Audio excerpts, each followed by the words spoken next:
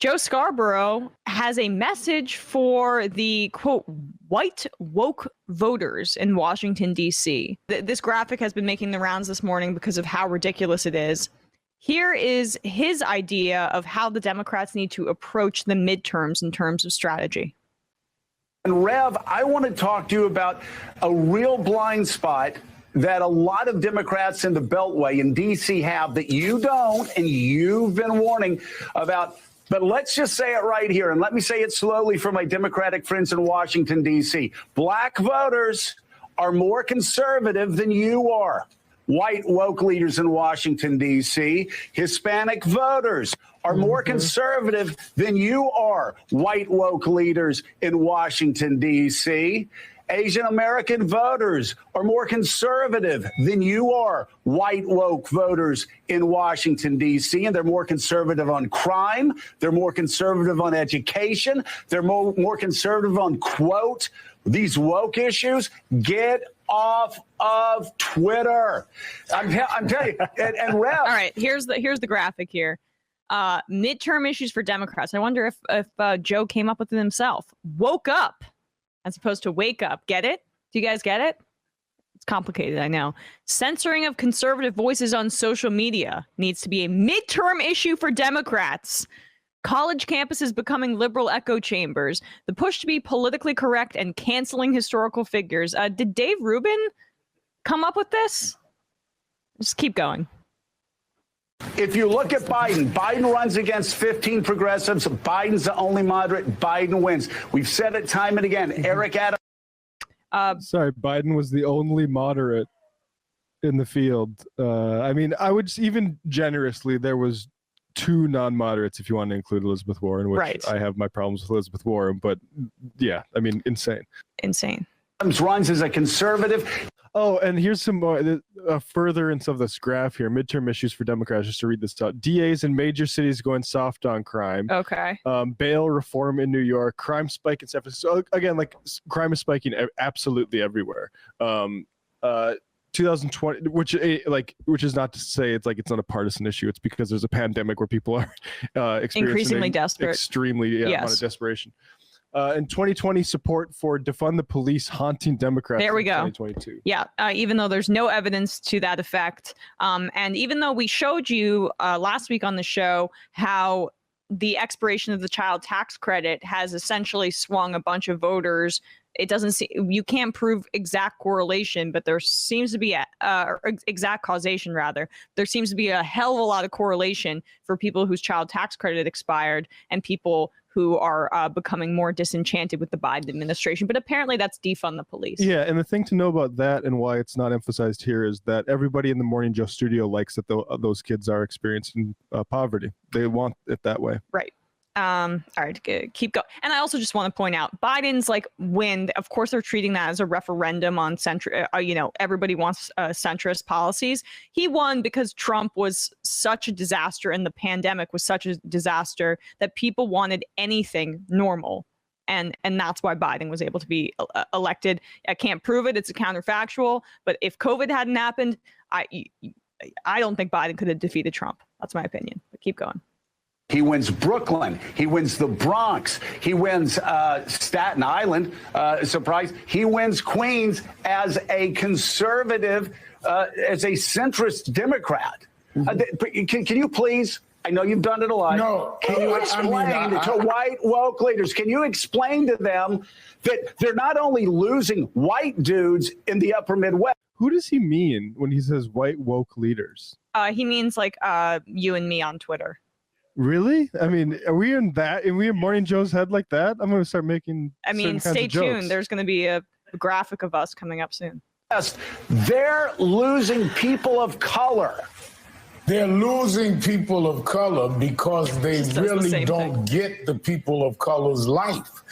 If you are living in a city, in a neighborhood that is inundated with crime, and you act like that is not an issue, you've already lost me. That is an issue. Yes, we must deal with policing. I've been out front of that. But you cannot ignore when 12-year-old kids who somebody's niece and neighbor is killed, and you act like that's a non-issue because you're too elitist to live on the ground. Yeah, nobody's doing that. That's nobody. Yeah. This is like a modern version of hippie bashing, where it's like, look at these white kids who want to defund the police. I mean, they ignore the tons of non-white activists who are participating in that, but they're saying white woke kids in DC. I mean, like I don't know who they're talking about, because usually this is the criticism that's leveled at the squad, but you can't, that they're most people. I thought all of the members of the squad. Yeah, talking about Katie Porter. Yeah, just Katie Porter. Right. Katie Porter is causing wreaking havoc. And it's hard for them to make that claim with her specifically if they wanted to, because she's in a purple district herself. And yet she's still vocal about a lot of the issues that the squad is vocal about. So it's just like ridiculous. The concept that the idea that people are voting based on woke culture and cancellations. I mean, can we put that graphic up again just really quickly? The first one that he put up there. Crime and cancellations. That's what's okay. Here we go. Censoring of conservative voices on social media. College campuses becoming liberal echo chambers. The push to be politically correct. Canceling historical figures. This is also how is the third bullet point any different from the first two? Like, they're just running out of things to put in bullet points. Yeah. I mean, like, to be politically correct, that's implied under censoring of conservative voices on social media and college campuses becoming liberal echo chambers. The echo chamber and the elites here are that's you.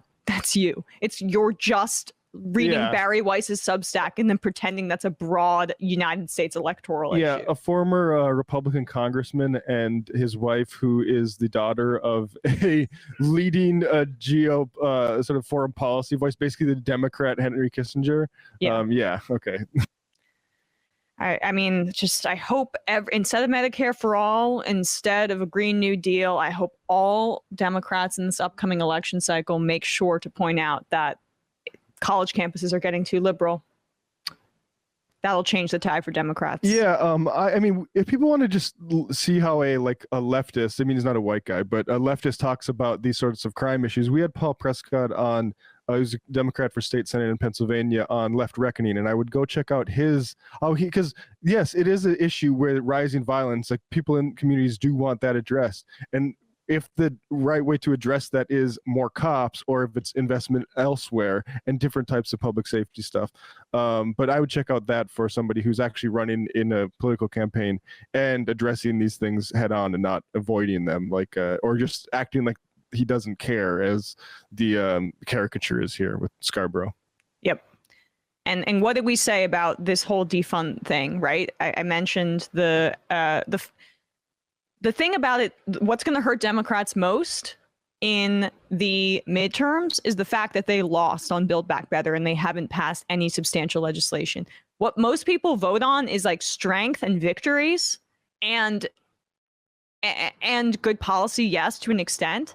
But Democrats haven't been able to pass anything substantial. And that's because most of the Democratic legislators listened to the moderates and said, yeah, we'll be able to appease Joe Manchin. We just need a win now on infrastructure. And then you turn and you see the polling about the child tax credit expiring and how that's materially affected people's lives. And in fact, what do you know? The squad was correct. It had the opposite effect. People are turning away from the Democratic Party because there wasn't, at least are less enthused about them going into the midterms, because one, there wasn't a win, and two, something tangible that was provided for them was taken from them. And so they're going to have a bit of resentment about that. That's actually understanding people's motivations and understanding what affects people materially, as opposed to like college campus free speech. Talk about a warped perception of what elitism actually is. The child poverty thing is a crime, and Democrats deserve to lose in a vacuum for that. It's an absolute crime that throwing that many kids back into poverty, just because I guess Joe Manchin and the rest of the vampires in that party.